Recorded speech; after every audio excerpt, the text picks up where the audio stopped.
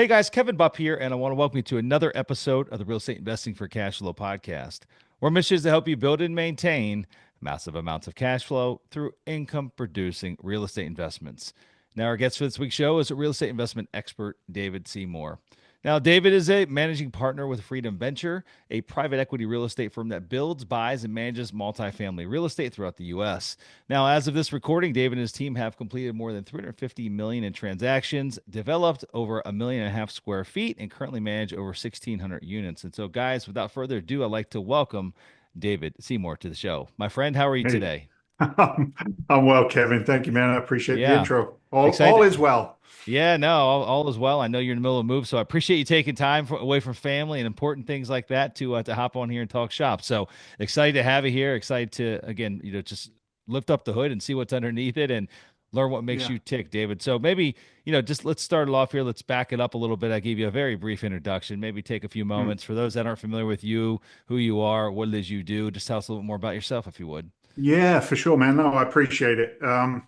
I try not to do the Californian thing and talk about my favorite subject being me, but people people get some insight into a journey, right? Storytelling and the reality of one's journey can be inspirational, if not educational for others. So I try to keep it as fresh as I can. But I'm not from Yale. I'm not from jail. I'm an immigrant to the United States. Working class background, blue collar from London, England. Emigrated back in the late '80s. Mhm.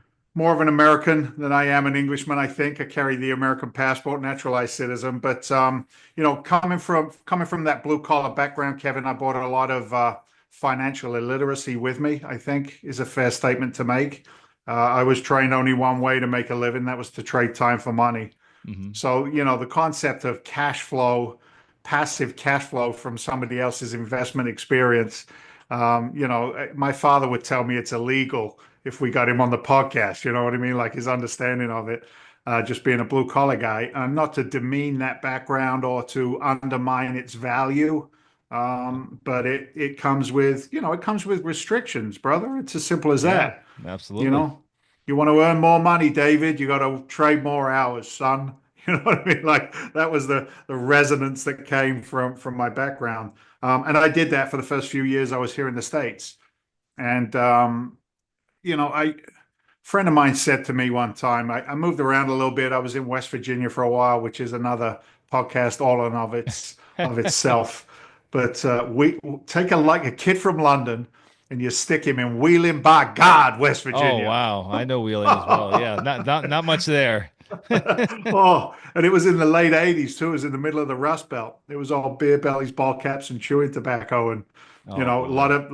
lot of favorable memories there as well, but different. But anyway, And then I digress. you got young Dave with the funny accent, right? The guy that talks funny Yeah, too. I can yeah, imagine. yeah. There's that song that Sting did. I'm an alien. I'm an Oh alien. I'm gosh. an alien in New York. You know what I mean? Like I was the alien in Wheeling, West Virginia. But anyway, I moved up to New England. Set of circumstances brought me up here, and I was the pace of life seemed to make more sense to me in New England. It was more familiar, right? Hmm. Stick me in New York, Manhattan. Stick me in Boston. That's my peeps. Like I get the rhythm of the Yep. culture, and a buddy of mine, he said to me, I'm still trying to figure it out. I'm probably what was I, maybe 27, 28 years old. And a buddy of mine says to me, he says, Dave, why don't you get one of those good government jobs? Police, firefighter, whatever. And I'm like, I don't know what I want to be when I grow up. I'll try that. And it was a blessing for me, Kev. I landed a job up here in New England. I worked in the city of Lynn, Massachusetts, as a firefighter and a paramedic for Wow. 16 years. Yeah, and I loved it. Right? There's something about the DNA of an entrepreneur that fits with the DNA of a firefighter. I haven't quite figured that out yet. The risk profile, right? Just willing to Maybe. jump into burning buildings, which is I basically don't know. starting a business. You said that, not me, right? But yeah, you can find some parallels in there. I loved the chaos of firefighting. And here's where some of the alliances and the familiarities came in. As I moved into business later in life, after those 16 years and maybe the last 4 years I was in the fire department to start building business, the profile of the individual, like you said, risk tolerance, but then also camaraderie, right? You go Hmm. to work in a burning building, you better have some faith in the guy or girl to the left or the right of you. You better have some Yeah. faith in the person who taught you how to go into a burning building. You know what I mean? They better have had that experience, not just verbalized it, but actually got some scars to prove it. And that manifested the same way in business later on. So anyway, construction was always in the routine of a firefighter. If you need an electrician, a plumber, a carpenter, go to your local firehouse, you'll find them. And that was when I first started experiencing some of this, this other side of life, in the sense of, the other guys were building houses, doing decks and kitchens and stuff like that, and I got a taste for that. So I'll condense it a little. Guy I was working with, his name's Dan Sullivan. He's now the chief of the fire department, and his nickname was Skip. And Skip says to me one day, he says, "I can't deal with these kitchen cabinets in the firehouse anymore, D."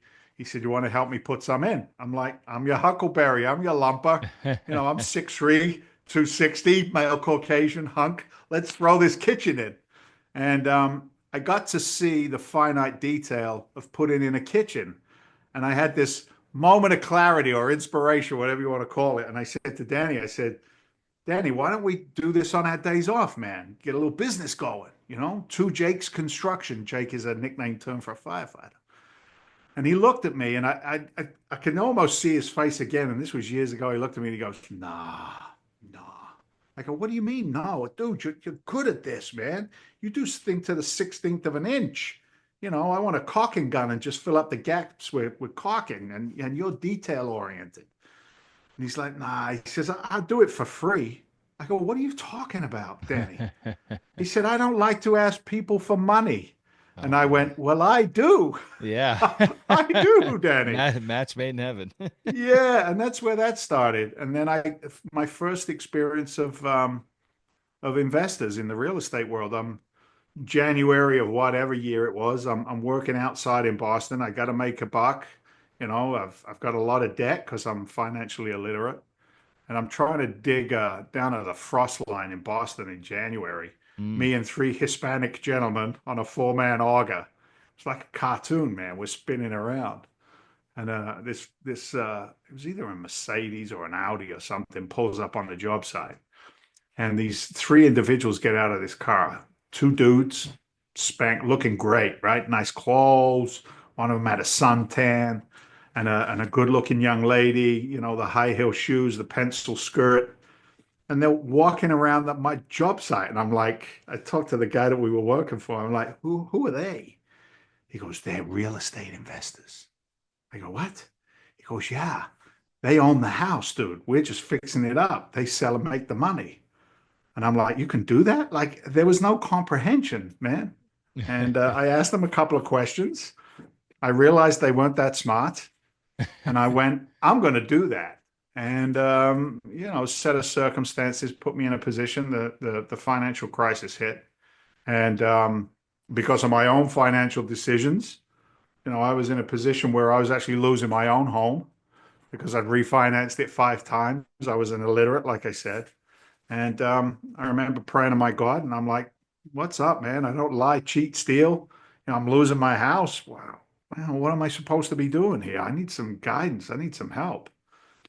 Guy said to me one time, he said, "David, if you don't pay attention to your money, I promise you somebody else will." Hmm. And I had one of those moments. And anyway, I prayed, I screamed, I shouted, I cried, I got no answers. Life was tough.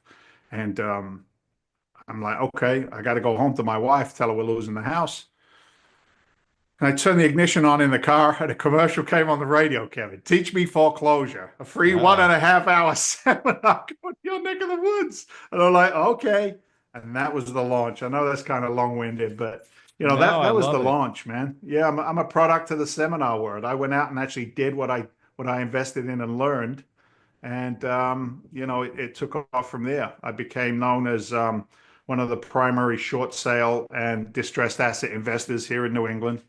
Built relationships with local banks, followed people who had done it before me through the education space, invested in Hmm. mentors and coaches and training, and implemented it. And we went on a journey from there. That's fantastic. So it really just took that spark, and you get a lot of folks that that talk about us. And I'm a seminar. I'm the product of a late night seminar as well. So I came from the same space many years back. Awesome. Um, Awesome. Anyway, but stayed up many late nights, wondering what the hell I was going to do. Bought Carlton sheets many years back. Oh, Carlton, the man. He's the man. Ron, He's the OG. Mine Ron was LeGrand. Russ Whitney. Yeah, Ron LeGrand was the other one, like the first one I went to Ron. live, I and know yeah. Ron. Yeah. Um, Yeah. so yeah, same world, same background, but that was the spark I needed. I went to one of the Mm, events and I sat around. I got taken there by a gentleman that became a mentor. He actually was dating my girlfriend's mom. That's how I got to know him, just being over at their house. And I was a struggling bartender, going to school, just like having fun, but like not really knowing what I would do when I grew up, right? And anyway, he yeah. invited me to this 3-day conference. I sat around a bunch of people that in my mind were doing huge things. Either they were wholesaling or flipping homes, making, ten or Yeah. $15,000 wholesale checks or 40, $50,000 checks when they're flipping something. And I didn't think they were any smarter than I. They just knew a little bit more than I did, right? Like that was it. Like Mm, that mm, was the big mm. takeaway for me. Like, yes, they were smart in their own right. They had an expertise I didn't have, but it wasn't rocket science. And I figured just with Right. a little bit of time, energy, effort, and the right mentor, I could learn it. And so kind of went on the same path, it sounds like, as you. So talk to me about that. I mean, just you went to the hour and a half conference. Surely that the spark was the radio, the radio advertisement. You went to Mm, this conference.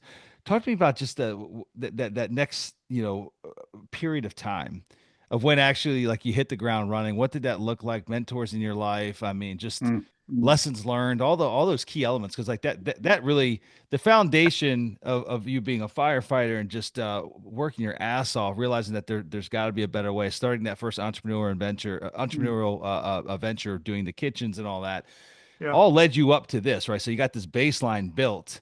But really, you're kind of starting all over again, right? You're just building upon that base layer, and so I want to hear Yeah. about that period of time.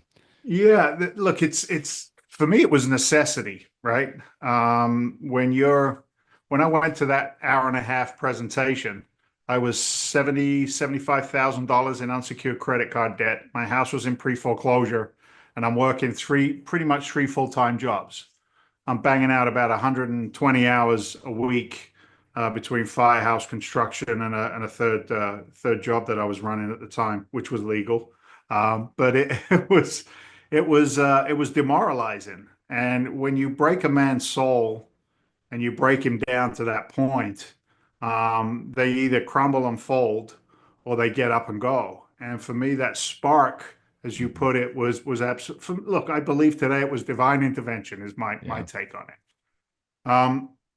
And I remember going home to my wife, Mary Beth, and I'm like, baby girl, I figured it out. And she's like, "What?" I said, "We're going to be real estate investors." And she kind of gave me that look. And I said, I spent 99 bucks or whatever it was to go to this hour and a half conference. And she came with me. And if you've ever been down that funnel, as I'm sure you have, you don't get 3 days worth of education and everything's peaches and cream. You gotta think about the next move. And what happened for me at that hour and a half was the guy at the front of the room offered me a new way of thinking that I had never experienced before. And you just alluded to that. It's like they know something that I don't, Hmm. right? And when somebody can show me the results of something that they know that I don't, I have enough self pride, belief, I don't know what the term is, to know that if you teach me what you know, I bet you I can implement it and get the same, if not better results. Like I have Yeah. confidence in that today. So it was, $29,000 for five more classes. And I looked at Mary Beth and I said, "What do you think?"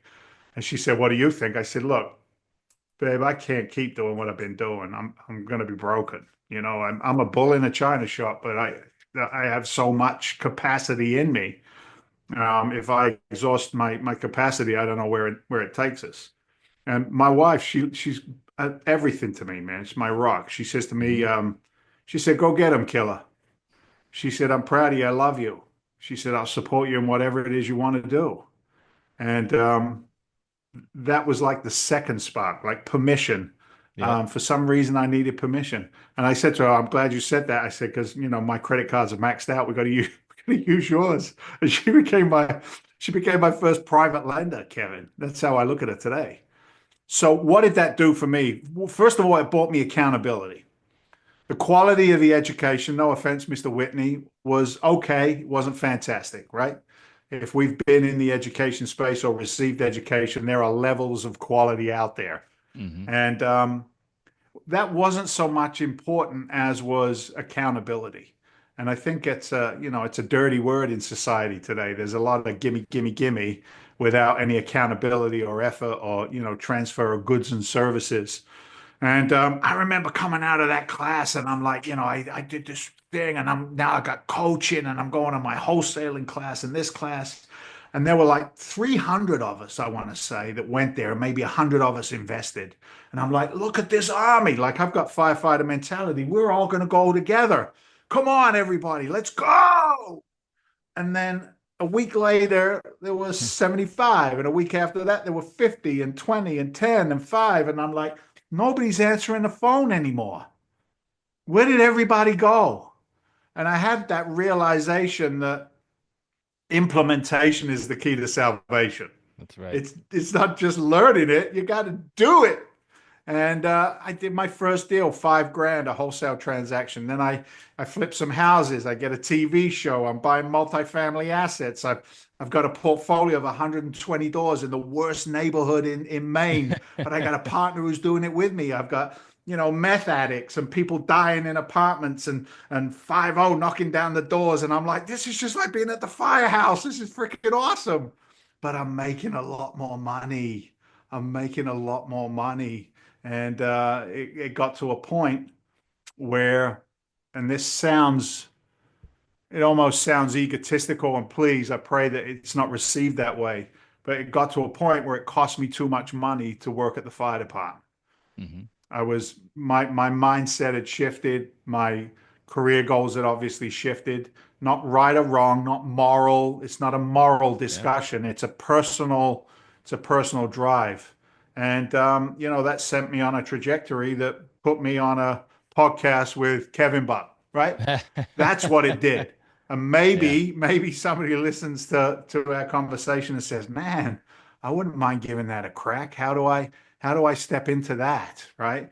Instead of complaining about my circumstances, recreating the environment and the landscape in which I live." One of the audience, probably Ron LeGrand, said to me one day, you can be a victim or a victor of Hmm. circumstances. It all depends on what you do in that moment that is given to you, right? Do you follow the herd, or Yep. do you decide to lead the charge? So That's I get a right. little No. soapboxy, brother. Sorry. No, no, man. I love the story. No, I appreciate you being vulnerable and just sharing. No, it's Yeah. lots of life lessons there, and I can promise you that anyone that's listening that's actually is actively running a business that started a bit Mm, that has been running it for years has mm. been through this turmoil, right? Like Oh, it's for definitely sure.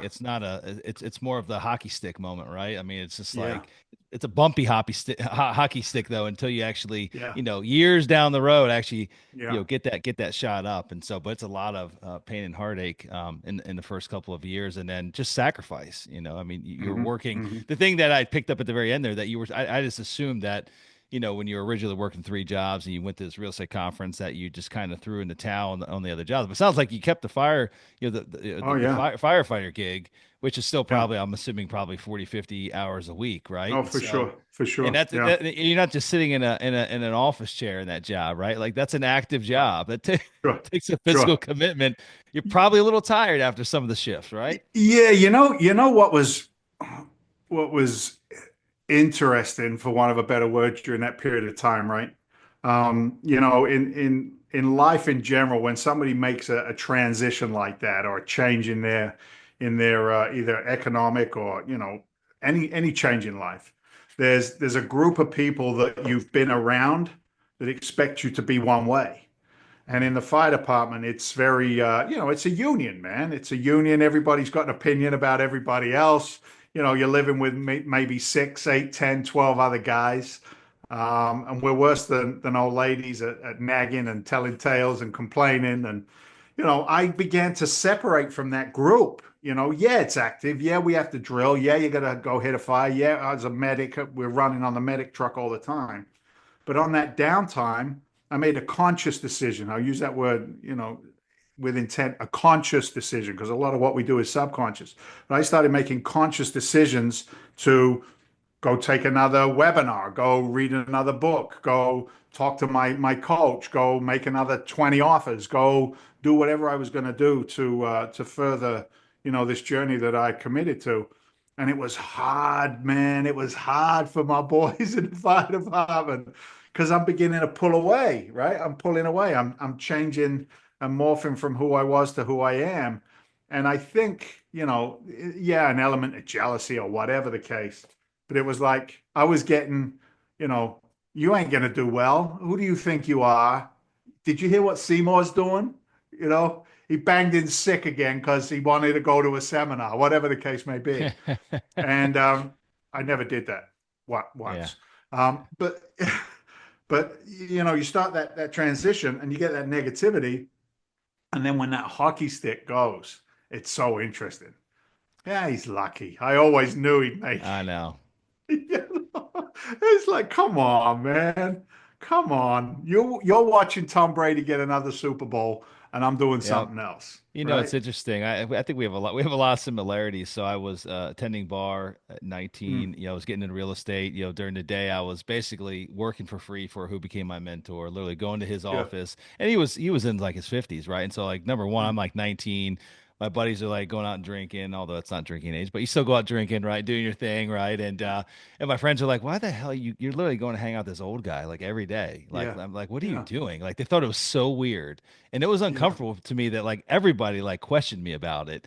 Even Yeah. my parents questioned me about it because this guy was Of as old as my course. parents, right? Yeah. and Yeah. Yeah.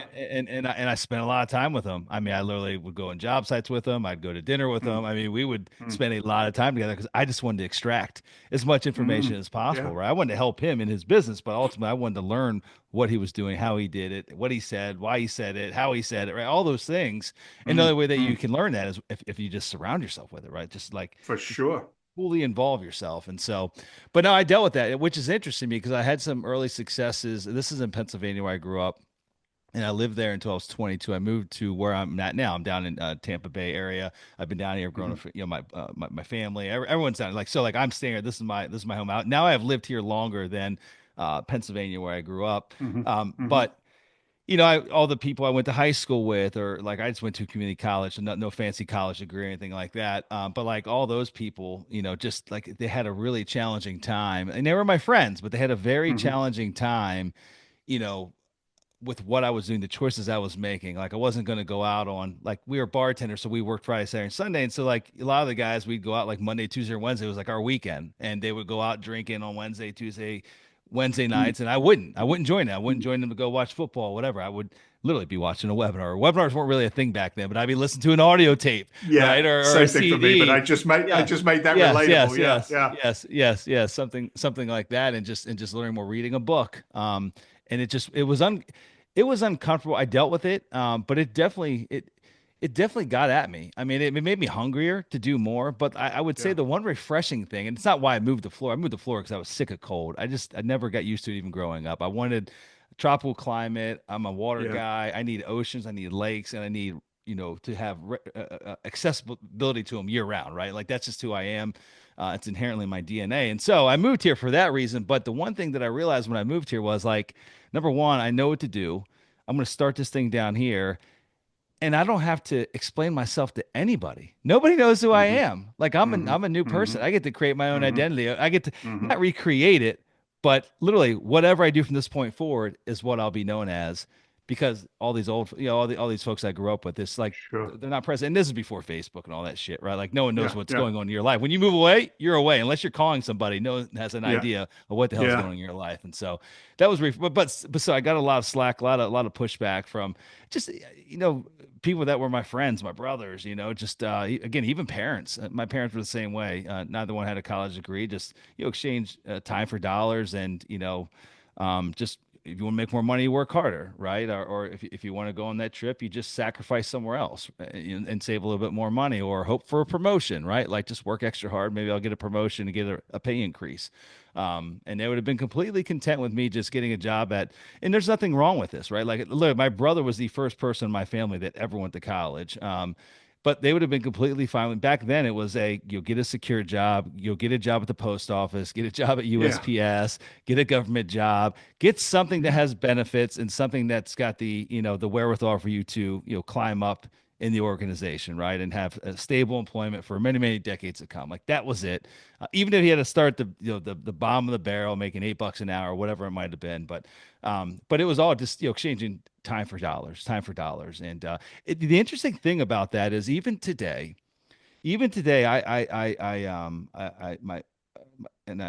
mom, dad, love you. If you listen to this, but even today, I struggle. Like I had a lot of financial ignorance way back then. I've learned a lot through mentors, Mm. through reading, through self education.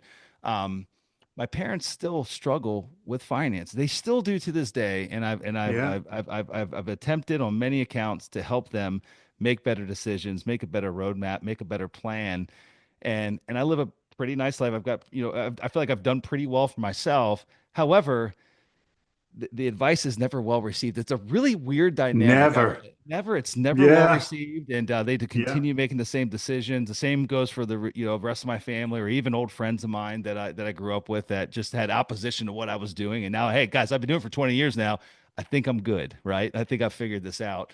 But anyway, just it's just interesting. You like to your point, like you kind of separate yourself. You have to Yeah. you got to start hanging around different people. And I still have love for everybody, like all my old Of friends and course. all that. But like, Of it's course. just it's a weird dynamic you have to go through. So with that, no, all good, buddy. And so sorry for my little rant there. This is your No, time it's good. this is your time to shine, not mine. No, no, it's Um, good, man. so I want to learn, and I want to be conscious of our time here. I want to learn Mm, about from doing single family homes, mm, residential type properties to mm. again another pivot came in your life, and I don't know what time frame that came in, but I gave you the introduction talking about 300+ million dollars of transactions, multifamily acquisitions, developments, 1,600 units Yeah. under management, yada yada yada, and so you switched it up again at some point and started playing the even bigger game. So we'd love to learn again about that pivotal moment in your life. Yeah. So, the single family business is a business, right? If you don't flip a house, you don't make any money. And as I said earlier, moving into that passive income component and getting the true scars of being a landlord, if you will, right? Managing your own portfolio, all good lessons for next stages. Look, man, I don't know about you. I get kind of bored and uncomfortable after 3 to 4 years. There's like Dave reinvents himself either through circumstance or boredom, every 7 years or so. And for me, COVID was a an opportunity. And that sounds terrible in a sense. COVID was an opportunity. One man's trash, another man's treasure. It's that kind of philosophy. And going into 2020, good history, good education history, good implementation history, good real estate history. Uh, and then during COVID, I had just invested, I don't know, maybe 50 grand into a new business venture. I partnered up with a hard money lending company out of California. And we were opening up the New England branch, if you will, of this hard money lending company. My history and track record was great because I attracted a lot of house flippers and I had a really strong database of borrowers, which is what's important, right? I'm Mhm. not lending to the new guy. I'm lending to established investors. Anyway, long story short, I got maybe 16, I think we're about 16 million in loans in the pipe. And COVID hit and it shut us down in like 24 hours, Kev, because Wow. somebody else was controlling the capital. And that was the insight. We were working with a $50 million line of credit out of New York, and basically we were just turning over these notes and ripping the loans.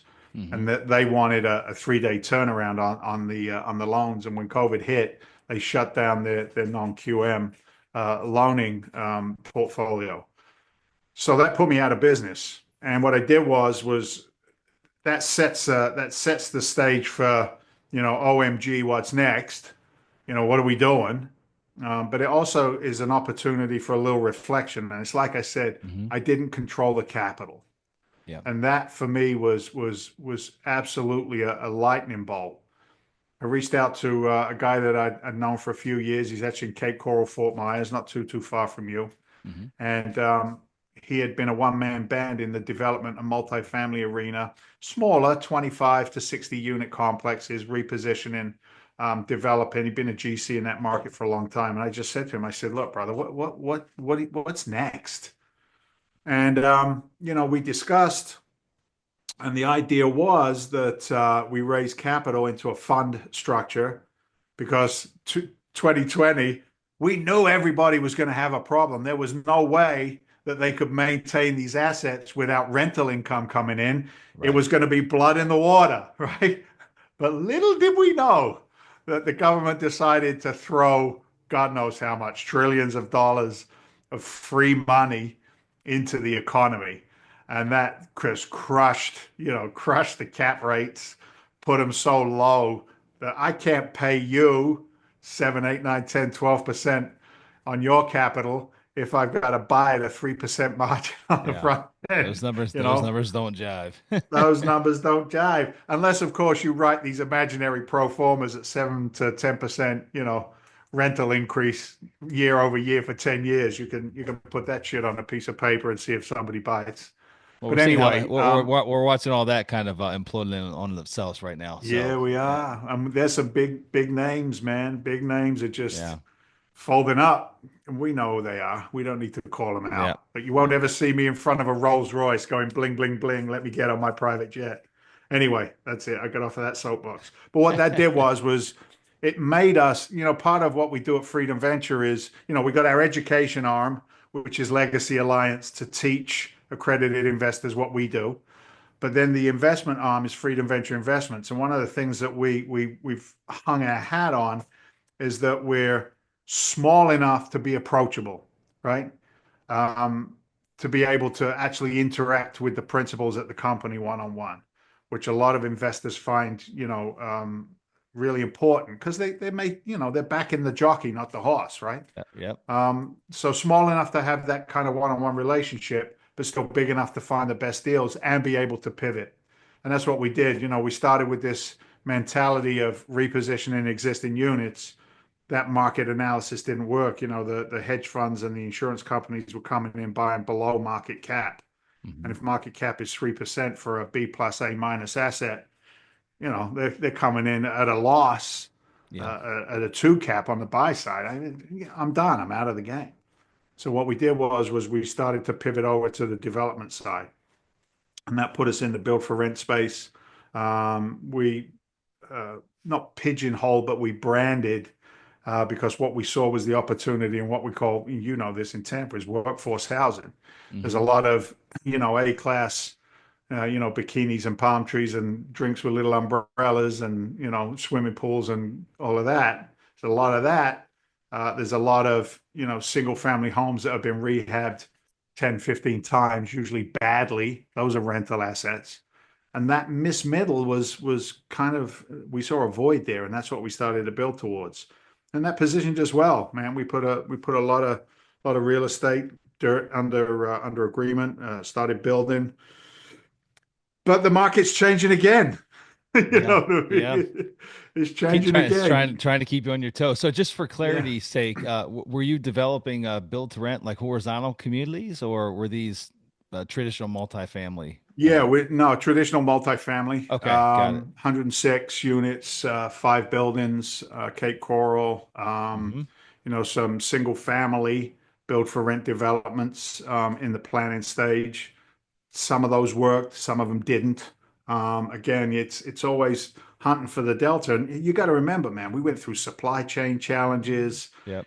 cost of construction. All of those are daily fights that we have to fight to be the custodian of other people's capital, right? Because that's what we are at the end of the day. So anyway, that's where we live today. We still live in that space. I've got one piece of dirt. I was just talking to my team. We've got one piece of dirt. We've had to reposition the strategy on it 3 times. God sends these things called hurricanes through Florida. Those are an absolute nightmare, not necessarily for the physical assets, but what they did to us was they throw the city and the county into chaos. Yeah. I need the city and the county to get me through permitting, to give me opinions, to take my money so that I can build. And, those things hurt. So, we have one piece of dirt that's gone from a mixed use office complex. Then it was going to be a pickleball facility. We were going into partnership with it. Seriously, it was a great deal, Wow. dude. It was a pickleball facility. We were going into partnership with a tennis and yacht club right across McGregor Boulevard, where our piece of Hmm. dirt is. And they were committing 1,500 members. I can't remember the numbers. I think it was like 1,500 a piece. So I've got crazy cash flow and operating capital right out of the gate. My build costs went from 8 million down to 3.5 million.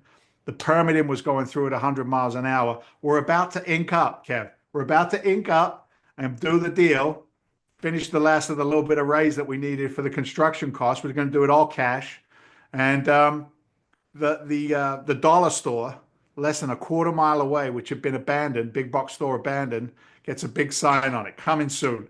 National Pickleball Facility. Oh no. I'm Wow. like, wow. So look, you look at that and you go, well, is that a curse or is that a blessing?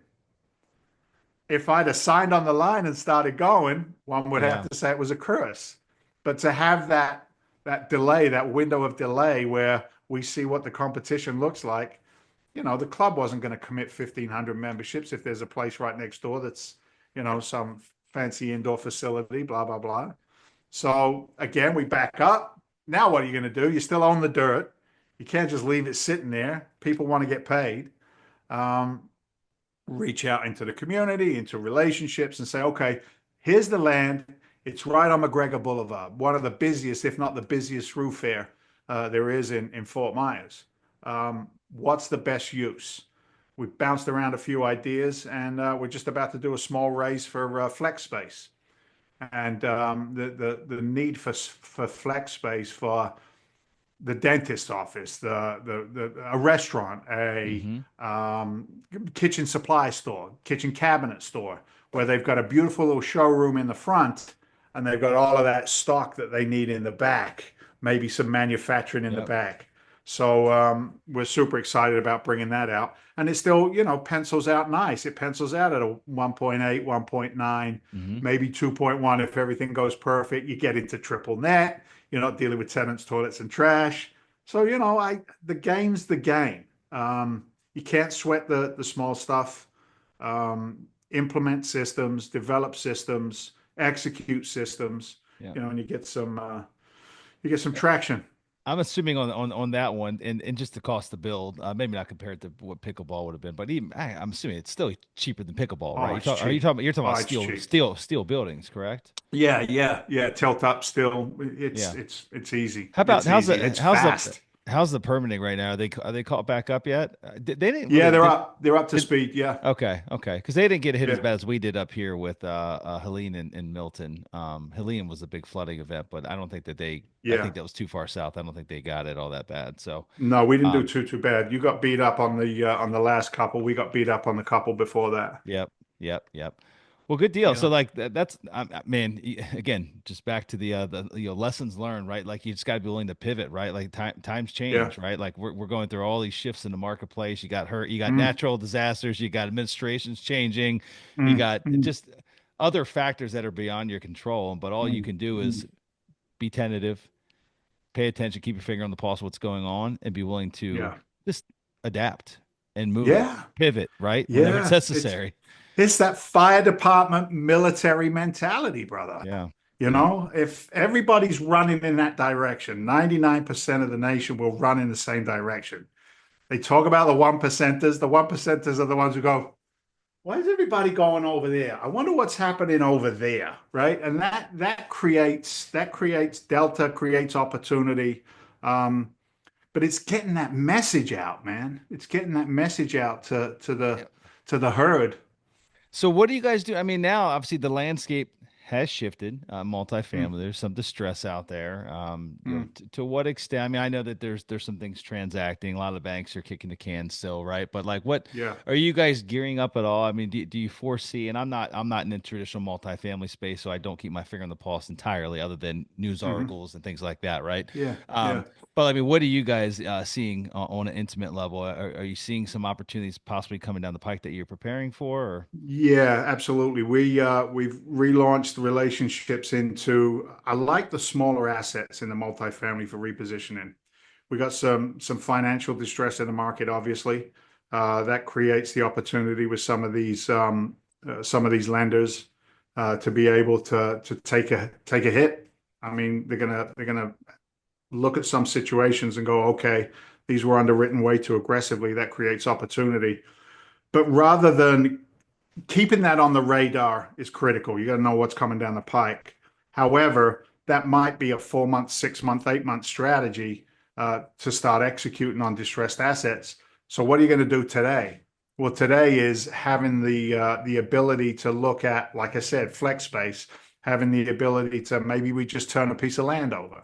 I've got hmm. some stuff up in Rotunda, and it's like that land was pigeonholed for one thing. I think we're going to move that over to something else. So to answer your question more concisely, multifamily distressed assets, we feel is going to be an opportunity. We think we're going to see maybe some note buying in that arena. Yep. So maybe we're going to raise some debt to be able to take some of that stuff out. And just look, if you can survive through 25, I think it's going to be There good. you go. Yeah, I think there's going to be a lot of people that are going to get wiped out and get hurt. Yeah. And again, I don't create all the circumstances, but I got to have the skill set and the team to execute on the opportunities when they come Yeah. our way. So that's kind of it for us, you know. Well, I love it, man. Super exciting. So, I mean, appreciate you coming to the show, David. Again, want to be respectful of time here. Mm, For those that enjoyed the conversation and enjoy your story, want to learn more about mm, what you have going on there, mm. what's the best place to track you down, learn more? Yeah, researchers, if you're looking for up-to-date info, right? If you want to know what we feel is going on in the marketplace, we do that through a lot of education, and you can do that through our partnership with, I'm sure you know the guy, DC Fawcett. Yep. Uh, he's out of Tampa as well. DC and I go way back, and we partnered up on the education space because we see that need where we've been talking about what's going on right now. We've been talking about the collapse and the challenges in the financial markets. We've been talking about that for a good year. And, I don't want to be the guy who says, I told you so, but I told you so. So if you're seeing those massive hits in your 401k retirement accounts, pay attention to us at Legacy Alliance. Okay. Just Google Legacy Alliance, you'll find us. We just shot a documentary down in Cape Coral called Inflation Nation, and it's a 1 hour documentary that really breaks down some of the things that we see every day that nobody's put a pin in. It's just noise. But if you can listen to the noise and pull out the necessaries, you'll figure out that a lot of this has been orchestrated. And that's not to be like tin hats and all of that silliness. These are facts, man. These are facts. There are people pulling the strings. So Legacy Alliance will get you to the point of education. And then to see what we're doing for investments and what opportunities are out there with us, just grab me at freedomventure.com. You can even call 781-922-4418. I'm that 50-year-old old guy who still has a phone, right? And I answer it. So As long as it's on not as link, long as it's not a flip phone or you know what? After my kids are on their phones all the time, I think we're all going to get a flip phone. But yeah, find me on LinkedIn, Dave Seymour, Dave Seymour on LinkedIn, and I'll have a conversation with anybody, brother. It's all good. Awesome. Awesome. Dave, it's been a lot of fun, man. Appreciate you coming on and love what you're doing and keep up all the great work, my friend. Thanks, brother. God bless. All right, guys, that's all we have for this week's show. So until we meet again next week, this is your host, Kevin Bupp, wishing you huge success. Take care now.